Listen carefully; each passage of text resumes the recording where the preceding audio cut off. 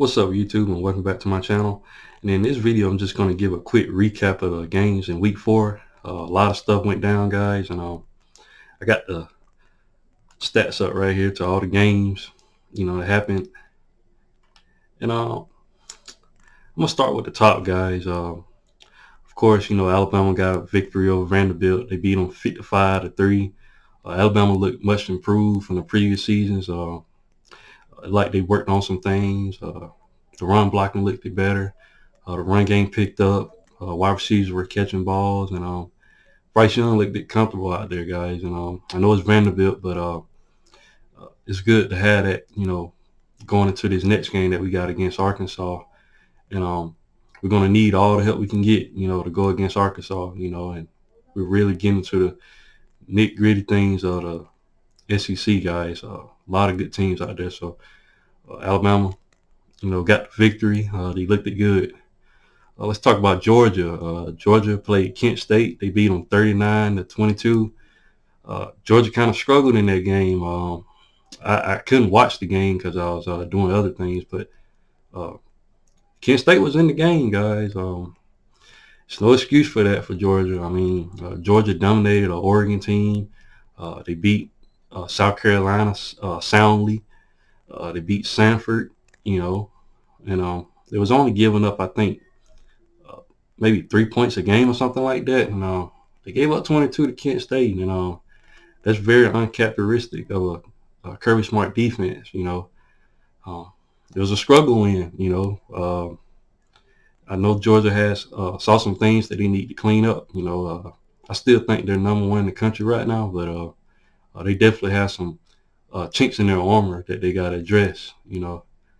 Going into this SEC schedule. So they definitely gonna have to work on some things. That kind of shocked me seeing that. But they got the victory anyway. So we have to see. Let's talk about Ohio State and Wisconsin. What can I say? Ohio State's looking really, really, really good, guys. They beat them 52-21. I thought Wisconsin was going to put up a big, have a big enough fight. They had a great defense, but Ohio State shredded them, guys. From what I've seen, Wisconsin didn't even have a chance in this game. Ryan Day has a great team over there. The defense did pretty well as well. I know they gave up 21, but they only got them last couple points when it didn't really matter. Ohio State had the game in hand the whole time, so that was good to see. For if you're an Ohio State fan, Ohio State definitely looks really, really good. Let's go number 4, Michigan. They beat Maryland. Michigan was in control of that game. I forgot the running back name. Let me see if I can pull him up. Michigan running back. He's a beast, guys. Corum. Yes. Very, very good running back. I'm sorry. He had 30 attempts for 243 yards and 2 touchdowns, guys. Beast of a player. Good luck for the Big Ten trying to contain him. Like I said, Michigan looked very well. Maryland played pretty good too. Tua's little brother, Tolly, he was hanging in there for the game, for the most part, but it wasn't nothing he can do. Michigan played like a top 10 team, and I might definitely have my eyes on them. They're currently number 4 if I'm not mistaken, and definitely a team to look out for. And I felt like going into the season, a lot of people wasn't looking at Michigan, kind of overlooking them. And I did a video on that, and Michigan's playing very, very well, guys. So Ohio State and Michigan, that game is definitely going to be fun to watch, later on in the season. Let's talk about number 5, Clemson versus Wake Forest. This was a game, guys. A lot of points scored in this game. I thought we all knew Clemson had, some offensive problems with DJ Uiagalelei, and everybody thought, Cade Klubnik was going to be the guy, but DJ played pretty well this game, guys, from what I've seen, and they put up 51 points on Wake Forest. They beat them 51-45. It was back and forth, and they went to overtime, and Clemson got the victory, but that defense, man, secondary and all, looked kind of weak there, guys. They gave up 45 to Wake Forest. Not knocking Wake Forest, but Clemson definitely has some problems that they gotta address. I thought they had the best D line in the country, but the back end has some work to do. And like I said, Wake Forest is in that game, but Clemson's kind of struggling. I don't know what it is, but they got a tough schedule coming up too. A lot of teams that can potentially beat them. So I'm gonna keep an eye on Clemson. Now, for number 6 on down, this is where a lot of the craziness happened this week, guys. I'm talking about Oklahoma at number 6. They lost to Kansas State. Now, Kansas State has a history of beating them, but I just thought for sure that Oklahoma was going to get the win this year. They lost 41-34. Kansas State, quarterback is Adrian Martinez. He just came from Nebraska. The team that Oklahoma destroyed. And he basically, he couldn't be stopped this game, guys. Oklahoma did so well, as far as defensively, and I thought, they was going to be able to bottle up, be able to get to Deuce Vaughn and Adrian Martinez, but they lost, guys, at home, and kind of embarrassing defeat. I thought it was going to be the, year Oklahoma was going to, strive, but Kansas State stepped in and said, nah, we got y'all number and everything like that. So Oklahoma fans, let me know how y'all feel about this. This is what, the 3rd time in a row, if I'm not mistaken, losing to Kansas State. I know it sometimes, some teams just have your number.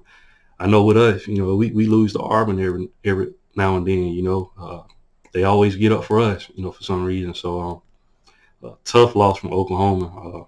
Hopefully they bounce back, number 7, Southern California versus Oregon State. They beat them 17-14. Very, very low scoring game, guys. I didn't expect that. I figured USC was going to get the victory, but I thought it was a lot bigger victory than 17-14. But they're still a team to look out for. Even though Oregon State played them tough, guys, and held them to a very, very low score. So we're gonna have to see what Southern California does. And let's talk about who's next. Kentucky. Kentucky struggled with Northern Illinois. Like I said, another team I thought was going to thrive. They got the big victory against Florida. And I thought Kentucky was one of the teams, that's going to be able to dominate. Like I said, struggling against Northern Illinois. So, a team I thought they was going to be able to beat easily. But just for some reason, I don't know what it is. They beat them 31-23, so they got the victory. But it just seems like this year, everybody, like teams that they should, beat handily, we kind of struggle with. So, but nevertheless, Kentucky got the victory. Who's next? Number 9. I'm sorry, guys. Well, I ain't gonna go down the order like that. I'll just go to the next game. Let's talk about Arkansas versus Texas A&M. I don't know what happened with Arkansas. They pretty much gave the game away. I mean, in my opinion, Texas A&M really, Max Johnson at quarterback, he didn't light the scoreboard up, guys. I think when I did the recap, I think I said he had like 150 yards or something like that. That's nothing to, ride home about.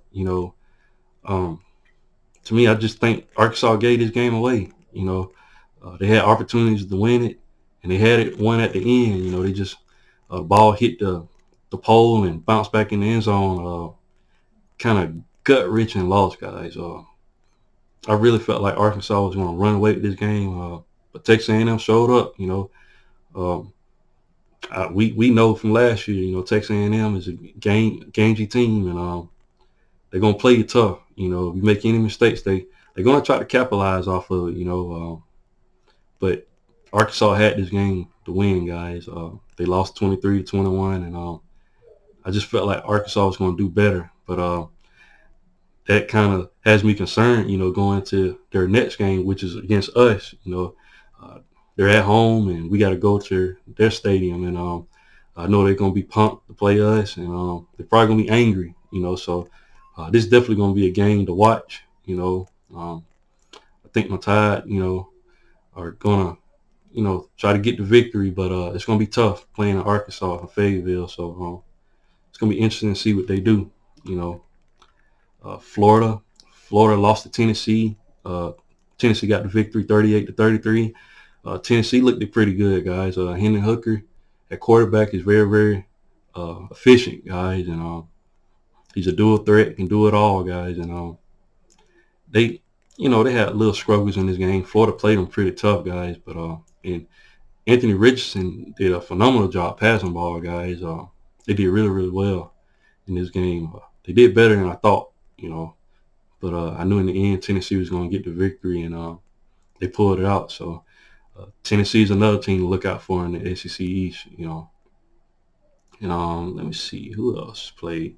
Ole Miss played Tulsa. They struggled with them. I don't know what it is. Ole Miss was looking very good with Jackson Dart at quarterback. At quarterback, and Evans at running back. They got some dudes over there. Ole Miss got a lot of transfers to come in, and definitely helping the team out, guys. But struggling with Tulsa, like I said, I don't get it. Are these teams playing down to these, smaller teams, or is it just these smaller teams are catching up, guys? I don't know. Teams like Appalachian State, all these teams are playing very, very well, guys, and they're playing with chips on their shoulders. So they got these guys paying them lots of money to come to their stadium, but they're not laying down. So these teams are very, very, the game, guys, ready to play. So you gotta watch your back every Saturday. Who else played? Texas lost to Texas Tech. I don't. It seems like when teams play us, like they play us harder, for some reason. It's like we're their Super Bowl, and it seems like they have a letdown after they play us. I don't get it. They're just like Texas A&M won that year, and ended up with 4 losses. I don't get it. I thought Texas would dominate Texas Tech, but they came in there and just took over the game and just was hanging with them, guys. They beat them 37-34. It was a close game, but Texas Tech got the field goal at the end and won the game. And it makes me wonder: is Texas' problem is that their leading quarterback is still hurt or what? But Texas definitely going to have to pick up where they left off, and chances of them getting in the playoffs is probably over now, I'm pretty sure, but still have some things they need to work on going forward. So next game to talk about, this was a shocker. Miami lost to Middle Tennessee 45-31. When I was watching the game, guys, Miami was down like early in the game, and Middle Tennessee looked like they was doing everything that they could, at will against Miami. I just don't get it. Miami, I thought they was going to beat Texas A&M. I thought Tyler Van Dyke was probably the best quarterback in the ACC Coastal Division, but he's not living up to the expectations that I thought he was going to be, guys. I really thought he was going to be one of the best quarterbacks in the league, but he's just been struggling.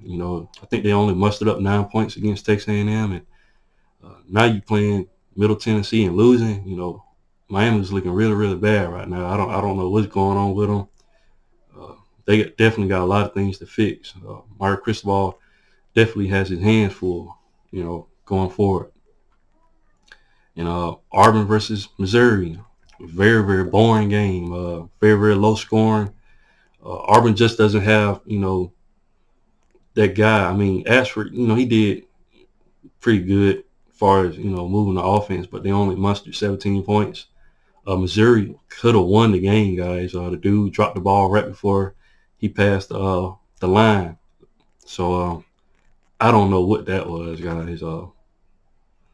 Just, both of those programs are in trouble as far as, moving, knowing what to do, guys. I don't know how long Brian Harsis is going to be there at Auburn. Even though he got the victory, he still has a grueling schedule coming up, guys. A lot of teams they got to play. I think they got LSU coming up. LSU, it's not going to be no slouch, guys. like I said, Missouri, of course, they got Georgia. They got a lot of teams in the SEC East. So both of these teams are kind of like on the bottom barrel of the SEC guys, and they definitely gonna have some things they got to work on, to get back. So that's that. Who else won? Let me see. Mississippi State beat Bowling Green 45-14. Mike Leach did a pretty good job with them. App State beat James Madison 32-28. That was a close game. Who else? Notre Dame. Notre Dame got a victory against North Carolina. I don't know what's going on with North Carolina. Got legendary head coach over there, but they just been losing. They gave up a lot of points in one of them games. I can't remember which game it was, but they definitely have to work on their defense. Notre Dame got the victory. They gave up a lot of points as well, but Marcus Freeman finally got his victory, and that's good to see. But yeah, Notre Dame got the victory. Who else? Who else played? Yeah, that's pretty much. Florida State beat Boston College 44-14. Florida State, it's looking good, guys. I've been waiting a while to see what they was going to do with Mike Norvell at Florida State, and they looking pretty good, guys. Florida's definitely going to have to watch out for them at the end of the year, and Miami got a lot of work to do. As of right now, it seems like Florida State is the most consistent Florida team that's playing, guys, and they can be on their way back. It's been a while, but they look pretty good, guys, and that's pretty much it. For all the teams that played in these games and Saturday, and it's gonna be interesting to see what the next couple of games look like. I feel like it's gonna be a major shakeup in the rankings, and by this time you really revealing like who's who and who's the best teams and who's mediocre and stuff like that. So I never go off of the first week, rankings and stuff like that. I like to wait towards like the middle of the season, particularly like in November. That's when you really can gauge, who's the best teams and stuff like that. But what you guys think? Leave your thoughts and comments in the comment section. And once again, if you haven't, guys, please like, share, and subscribe to the channel. And I'll definitely be back with more college football content. Thanks, guys, and roll tide.